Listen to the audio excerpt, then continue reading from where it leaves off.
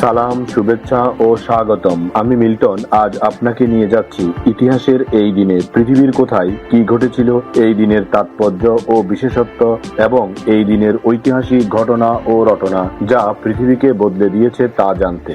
চলুন পৃথিবীর ইতিহাসে এই দিনে কোথায় কি ঘটেছিল তা এক নজর দেখে আসি। আজ ২৮শে মার্চ। প্রথমেই পৃথিবীর ইতিহাসে এই দিনের আলোচিত, সমালোচিত এবং বিখ্যাত সব ঐতিহাসিক ঘটনা ও রটনা জেনে নেই। ১৯৪১ সালের ২৮শে মার্চ ভারতের স্বাধীনতা সংগ্রামের কিংবদন্তি নেতা নেতাজি সুভাষচন্দ্র বসু এক রোমাঞ্চকর ও বিপজ্জনক গোপন যাত্রা শেষে জার্মানির বার্লিনে পৌঁছান। ব্রিটিশ নজরদারি এড়িয়ে ছদ্মবেশে ভারত ত্যাগ করে আফগানিস্তান ও সোভিয়েত ইউনিয়ন হয়ে তার এই যাত্রা ইতিহাসের এক অবিশ্বাস্য অধ্যায়। জার্মানি পৌঁছে তিনি ভারতের স্বাধীনতার জন্য আন্তর্জাতিক সমর্থন আদায়ের চেষ্টা করেন এবং সেখান থেকেই তিনি আজাদ হিন্দ রেডিওর মাধ্যমে দেশবাসীকে লড়াইয়ের ডাক দেন। ১৯৭৪ সালের ২৮শে মার্চ বঙ্গবন্ধু শেখ মুজিবুর রহমানের নির্দেশে ইসলামিক ফাউন্ডেশন বাংলাদেশ প্রতিষ্ঠিত হয়। এটি গণপ্রজাতন্ত্রী বাংলাদেশ সরকারের ধর্ম বিষয়ক মন্ত্রণালয়ের অধীন একটি স্বায়ত্তশাসিত প্রতিষ্ঠান। ইসলামের মৌলিক আদর্শ প্রচার, ধর্মীয় গ্রন্থ প্রকাশ এবং মসজিদ ভিত্তিক শিশু ও গণশিক্ষা কার্যক্রম পরিচালনার মাধ্যমে দেশের মুসলিম জনগোষ্ঠীর নৈতিক ও সামাজিক উন্নয়নে এই প্রতিষ্ঠানটি শুরু থেকেই গুরুত্বপূর্ণ ভূমিকা পালন করে আসছে। বায়তুল মোকাররম জাতীয় মসজিদকে কেন্দ্র করে এর প্রধান কার্যক্রম পরিচালিত হয়। ২০১৯ সালের ২৮শে মার্চ ঢাকার বনানীতে অবস্থিত বহুতল ভবন FR টাওয়ারে এক ভয়াবহ অগ্নিকাণ্ড সংঘটিত হয়। এই মর্মান্তিক দুর্ঘটনায় অন্তত ২৫ জন মানুষ প্রাণ হারান এবং বহু লোক আহত হয়। অগ্নি নির্বাপক ব্যবস্থা ও ভবন নির্মাণ বিধিমালার ত্রুটিগুলো এই ঘটনার মাধ্যমে নতুন করে আলোচনায় আসে। এই শোকাবহ ঘটনাটি বাংলাদেশে উঁচু ভবন নির্মাণে নিরাপত্তা নিশ্চিত করার এবং অগ্নিকাণ্ড রোধে সচেতনতা বৃদ্ধির ক্ষেত্রে একটি বড় সতর্কবার্তা হিসেবে কাজ করেছে।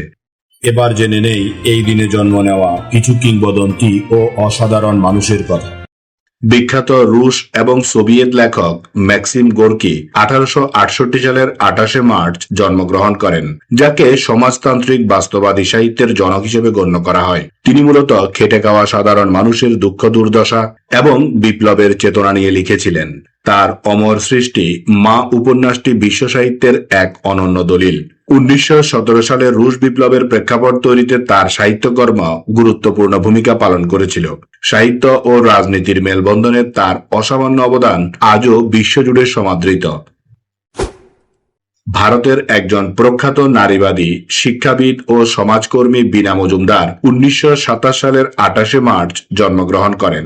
তিনি ভারতের নারী শিক্ষার প্রসারে এবং নারী অধিকারের আইনি লড়াইয়ে এক অগ্রণী ভূমিকা পালন করেন। ১৯৭৪ সালে ভারতের নারীর অবস্থার উপর রচিত ঐতিহাসিক টুওয়ার্ডস ইকুয়ালিটি রিপোর্টের পেছনে তার অসামান্য অবদান ছিল। তিনি ভারতের centre for women's development studies প্রতিষ্ঠায় প্রধান উদ্যোক্তা ছিলেন, যা আজও নারী উন্নয়ন ও গবেষণার ক্ষেত্রে একটি অন্যতম প্রতিষ্ঠান। ব্রিটিশ মার্কিন কম্পিউটার বিজ্ঞানী এবং হার্ভার্ড বিশ্ববিদ্যালয়ের অধ্যাপক লেসলি ভ্যালিয়ান্ট ১৯৪৯ সালের ২৮শে মার্চ জন্মগ্রহণ করেন। তিনি মূলত কম্পিউটেশনাল লার্নিং থিওরি এবং কৃত্রিম বুদ্ধিমত্তা বা আর্টিফিশিয়াল ইন্টেলিজেন্স AI নিয়ে গবেষণার জন্য বিশ্ববিখ্যাত।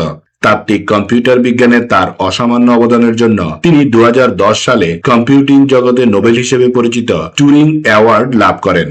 তার উদ্ভাবিত গাণিতিক মডেলগুলো বর্তমান সময়ের মেশিন লার্নিং প্রযুক্তির বিকাশে ভিত্তি হিসেবে কাজ করছে।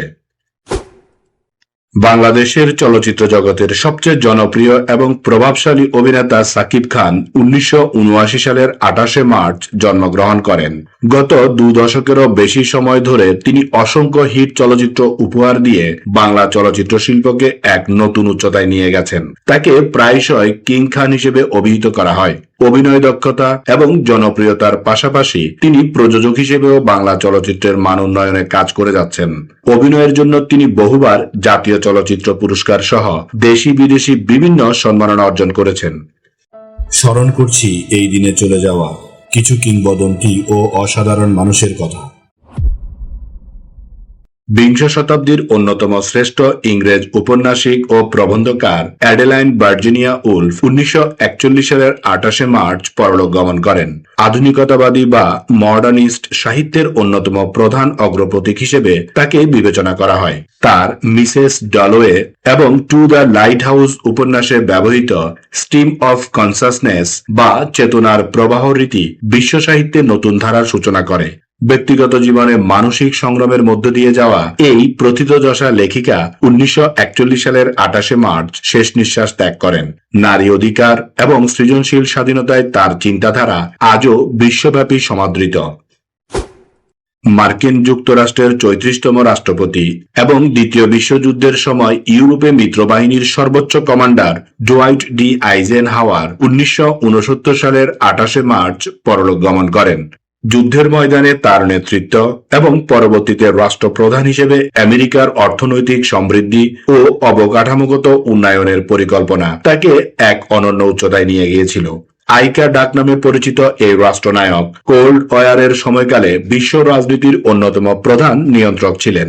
1969 সালে 28 মার্চ এই কিংবদন্তি সামরিক নেতা ও রাষ্ট্রপতির মৃত্যু হয়। এই দিন আমাদের জীবনের ঐতিহাসিক, প্রাকৃতিক, শৈল্পিক, সাংস্কৃতিক, সাহিত্যিক, রাজনৈতিক, বিজ্ঞান, গবেষণা, আন্দোলন, উৎসব, অর্জন, খেলাধুলা, সুখ দুঃখ, হাসি কান্না, আনন্দ বেদনা, পাওয়া না পাওয়া, মায়া মমতা, ভালোবাসায় ভরা সুখকর স্মৃতিময় একটি সুন্দর দিন। চলুন এই দিনটি উপভোগ করি। আগামীকালকের তারিখে পৃথিবীর কোথায় কি ঘটেছিল তা জানার আমন্ত্রণ জানিয়ে আজকের গল্প এখানেই শেষ করিলাম। লাইক, শেয়ার আর সাবস্ক্রাইব করার দায়িত্ব আপনার। আমি শুধু বলিব, নিজের, পরিবারের, প্রতিবেশীর ও পরিবেশের যত্ন নিন। ধন্যবাদ। খোদা হাফেজ।